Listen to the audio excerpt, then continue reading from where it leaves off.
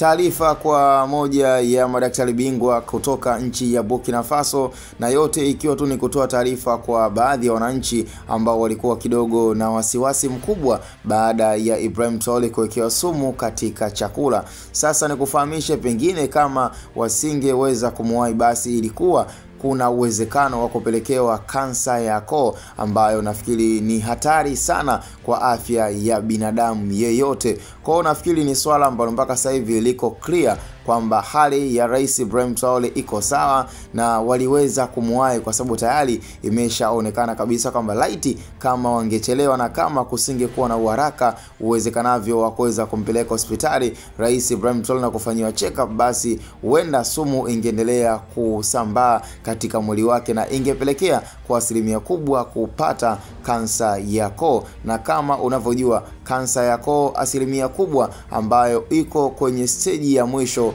yani moja kwa moja inakuaga ni kupelekea hatma ya kifo kwa mwanadamu. Kwa ni swala ambalo linaendelea kuwafanya baadhi ya nchi za Kiafrika kwa wananchi kuweza kupata taarifa hii na kuona kwamba ni swala ambalo huenda likafanya na likaleta pigo ndani ya nchi ya Burkina Faso, kwa sababu tayari imeshaonekana kwamba kuna adui ambaye bado hajajulikana na hajaonyesha makucha yake ni kusudio gani analo kwa Rais Ibrahim Traore, na yote ni kwa sababu ya uchu wa madaraka. Kwa hiyo kuna mwamba ambaye mpaka sasa hivi nafikiri uchunguzi bado unaendelea wakina kuweza kutambua ni nani anayehusika na changamoto ambazo zinamfanya Rais Ibrahim Traore ionekane kabisa kwamba yani wazi kwamba kuna kundi ama kuna mtu ambaye ameshamuasi ndani ya nchi ya Burkina Faso na anataka kuweza kumondoa ndani ya kiti cha uraisi. Na yote hiyo imekuwa ikijitokeza kwa viongozi ambao wamekuwa na self hard working ambayo ni ya kitofauti zaidi katika nchi zao.